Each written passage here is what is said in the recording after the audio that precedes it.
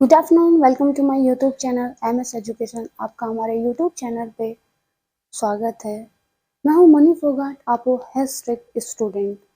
हम होप करते हैं कि आपको जो भी पढ़ा रहे हैं आपको अच्छे से समझ आ रहा होगा। ओके, तो आज का हमारा जो टॉपिक है वो है निर्णय प्रक्रिया, डिसीजन मेकिंग। डिसीजन मेकिंग क्या होता है, ठीक है, उसका अर्थ क्या होता है, उसकी डेफिनेशन क्या होती है, क्या क्या स्टेप होते हैं, उसको इफेक्ट करने वाले क्या क्या कारक होते हैं, ठीक है, वो सब हम अभी अपनी वीडियो में पढ़ने वाले हैं। ओके, मैं होप करती हूँ आपको अच्छे से समझ आएगा और आप एंजॉय करोगे। ओके, तो स्टार्ट करते हैं, लेट्स स्टार्ट। सो स्टार्ट करते हैं गाइस। आज का टॉपिक क्या है हमारा, निर्णय प्रक्रिया, डिसीजन मेकिंग। पहले इसको समझते हैं कि इसका शाब्दिक अर्थ क्या है। ओके, निर्णय प्रक्रिया, निर्णय का शाब्दिक अर्थ होता है काट देना, ठीक है। अब इसको समझते हैं, फिर मैं आपको अच्छे से मैं इसको आपको समझाऊंगी, एक्सप्लेन करूंगी। ओके, निर्णय प्रक्रिया तथा व्यवस्थापन एक दूसरे के पूरक है। जो निर्णय प्रक्रिया है और जो व्यवस्थापन है, या फिर आप इसको प्रबंध भी बोल सकते हैं, ये क्या है, ये एक दूसरे के क्या होते हैं, पूरक होते हैं। अगर निर्णय है तो ही व्यवस्थापन या फिर तो ही प्रबंध है, अगर प्रबंध या फिर व्यवस्थापन है तो ही निर्णय है। इसलिए बोलते हैं कि ये एक दूसरे के पूरक होते हैं। वास्तव में व्यवस्थापन प्रक्रिया निर्णय लेने की ही प्रक्रिया है। जो व्यवस्थापन है, ये जो प्रक्रिया है ना, ये वास्तव में एक निर्णय लेने की ही प्रक्रिया है। ओके, व्यवस्थापन के प्रत्येक चरण में हम निर्णय को लेते हैं। तो जो व्यवस्थापन होता है उसके हम हर चरण में क्या करते हैं, निर्णय लेते हैं, ठीक है। तो व्यवस्थापन के हर चरण में आप क्या करेंगे, निर्णय लेते हैं। वो ही निर्णय डिपेंड करता है कि हमारा जो उद्देश्य है वो सफल होगा या नहीं होगा। पढ़ते हैं और अपने उद्देश्य तक पहुंचते हैं। निर्णय व्यवस्थापन की प्रक्रिया के सफल तथा असफल होने पर निर्भर करती है, ठीक है। जैसे मैंने आपको बताया था, जब हम प्रत्येक चरण में, जब हम व्यवस्थापन, जब प्रबंध करते हैं, उसके प्रत्येक चरण में हम क्या करेंगे, निर्णय लेते हैं, जिससे कि हम अपने उद्देश्य तक पहुंच सके सफलता पूर्वक।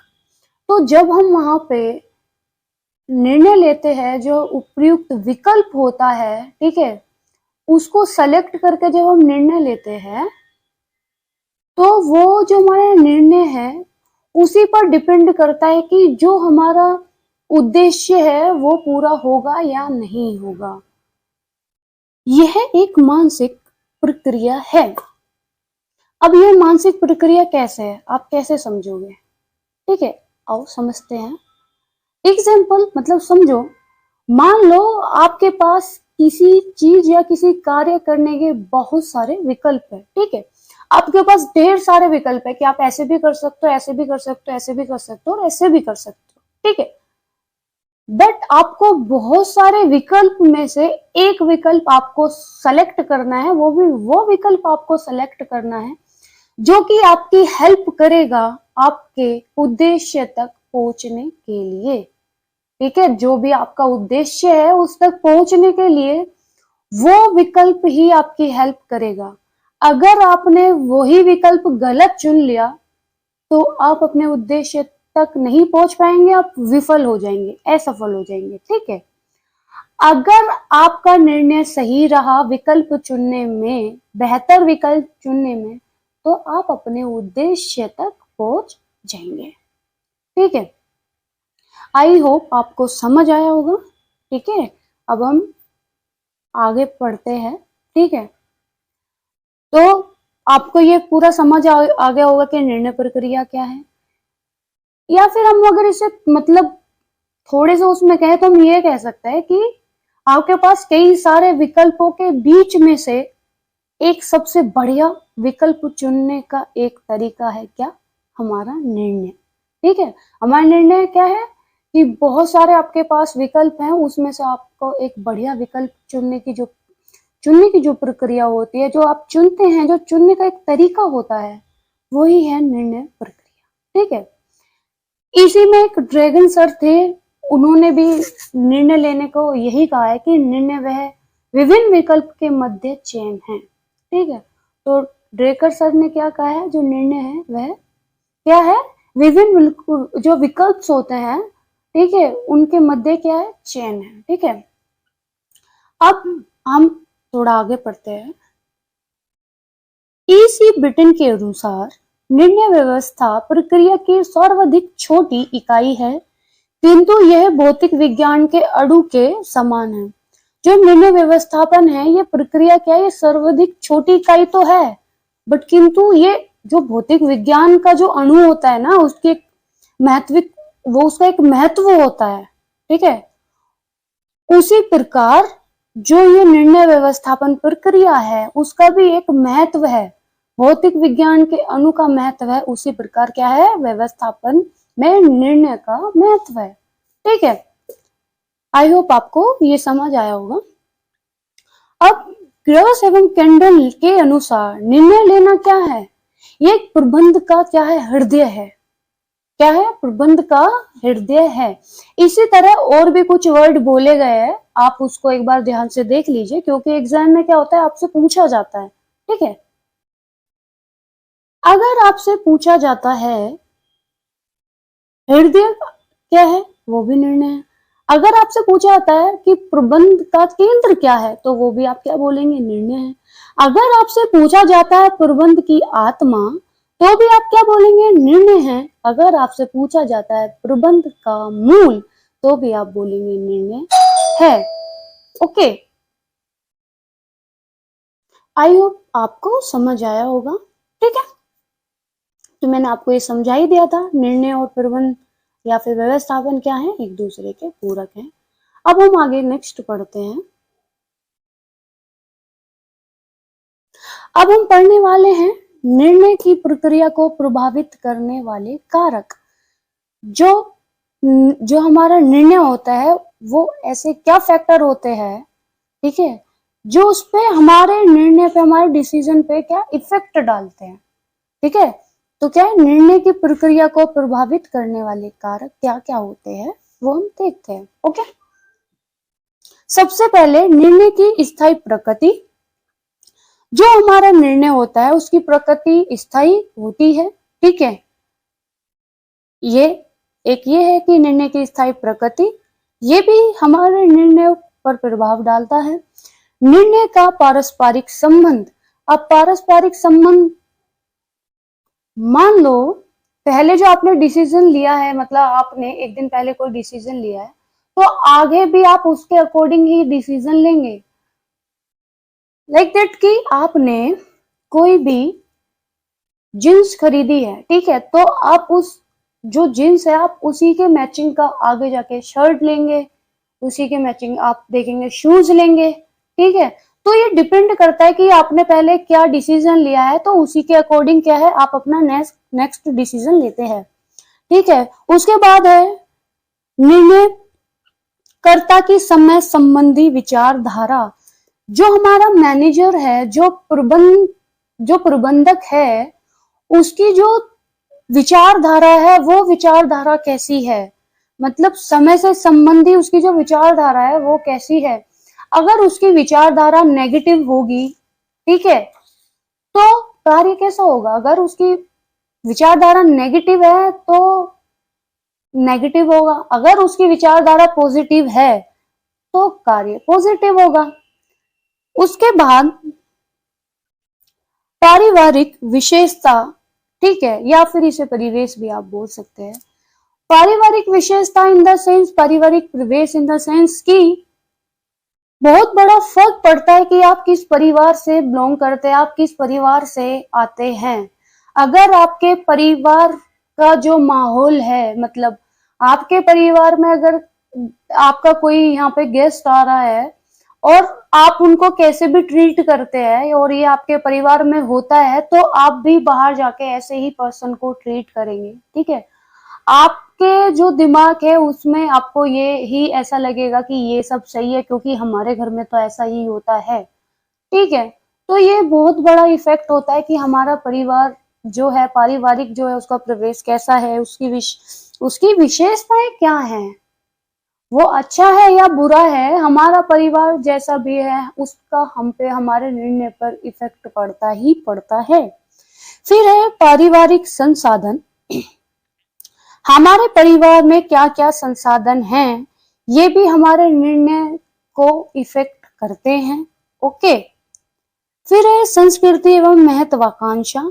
हमारी संस्कृति और हमारी महत्वाकांक्षा भी हमारे निर्णय पर इफेक्ट डालती है। हमारी संस्कृति में अगर कोई कार्य करना पाप है या फिर कोई पुण्य है, तो आप अपना निर्णय भी उसी के अकॉर्डिंग ही लोगे कि हमारी संस्कृति में क्या अच्छा है और क्या बुरा है। उसके बाद उपलब्ध वस्तुओं के बारे में जानकारी।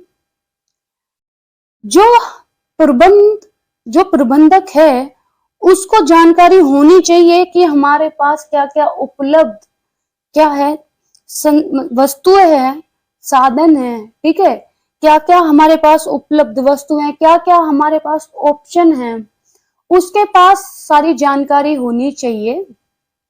ठीक है।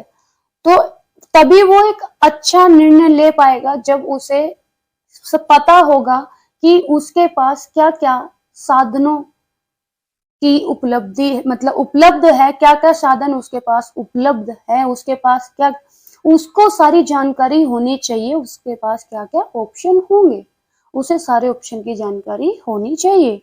आई होप आपको समझ आया होगा कि मैं आपको क्या समझाना चाह रही हूँ। ठीक है। अब आगे पढ़ते हैं। डेल्फी डिसीजन मेकिंग, आपने ये सुना ही होगा और ये क्वेश्चन में पूछा भी जाता है। ठीक है, कि डेल्फी डिसीजन मेकिंग क्या होता है। ओके। ये इस प्रकार के निर्णय प्रक्रिया में व्यक्तियों के आमने सामने होने की जरूरत नहीं होती है। इसमें समस्या को जानकर उस समस्या से जुड़े क्षेत्र विशेषज्ञ लिखित माध्यमों द्वारा अपनी बातों को रखते हैं और समस्या का समाधान करते हैं। अब जो डेल्फी डिसीजन है, इसमें क्या है कि इसमें जो व्यक्ति होते हैं उनके आमने सामने होने की जरूरत नहीं होती है। इसमें जो आपको प्रॉब्लम है, जो आपकी समस्या है, उस क्षेत्र के जो विशेषज्ञ होते हैं वो क्या करते हैं, आपकी समस्या को जानकर आपको लिखकर या फिर आपको तार भेजकर लिखकर, ठीक है, आपके समस्या का जो भी समाधान होता है आपको पहुंचा देते हैं। ठीक है।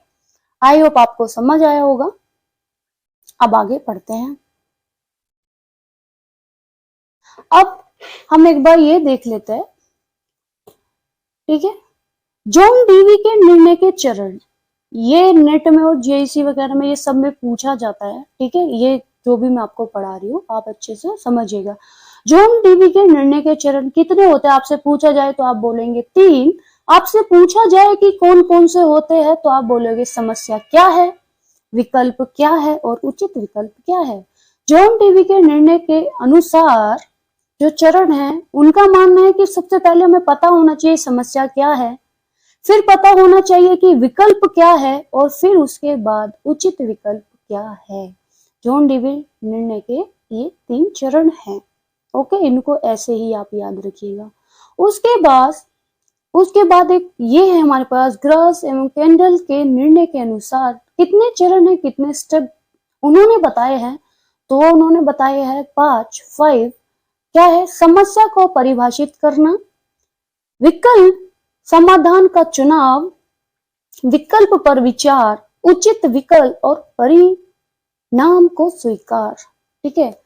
तो उनके अकॉर्डिंग सबसे पहले हमें परिभाषित करना है, जानना है समस्या क्या है, फिर हमने हमारे पास जो विकल्प है, ठीक है, समाधान है, हमें उसका चुनाव करना है, फिर विकल्प पर विचार करना है क्या क्या विकल्प हैं, जो विकल्प हमने चुनाव किया है कि फिर वो चुने हुए विकल्प पर हमें विचार करना है, फिर उचित विकल्प हमें उसमें से सेलेक्ट करना है, लेना है, और फिर जो भी परिणाम होगा सफल या फिर असफल होने का, हमें वो क्या करना है, स्वीकार करना है। आप इन स्टेप को ऐसे ही याद करेंगे, ओके, क्योंकि क्वेश्चंस में पूछा जाता है एग्जाम में, ये सब आते हैं। आई होप आपको अच्छे से समझ आया होगा। अगर आपको कहीं पे कोई भी प्रॉब्लम आती है तो आप मेरे कमेंट बॉक्स में मैसेज कर सकते हैं, कमेंट कर सकते हैं, मैं उसको रिजॉल्व करने की कोशिश करूंगी। ओके, मिलते हैं अपनी नेक्स्ट वीडियो में। जब तक के लिए धन्यवाद, थैंक यू। आप मेरे चैनल को सब्सक्राइब कीजिएगा, लाइक कीजिएगा, शेयर कीजिएगा और बेल आइकन दबाइएगा। Thank you.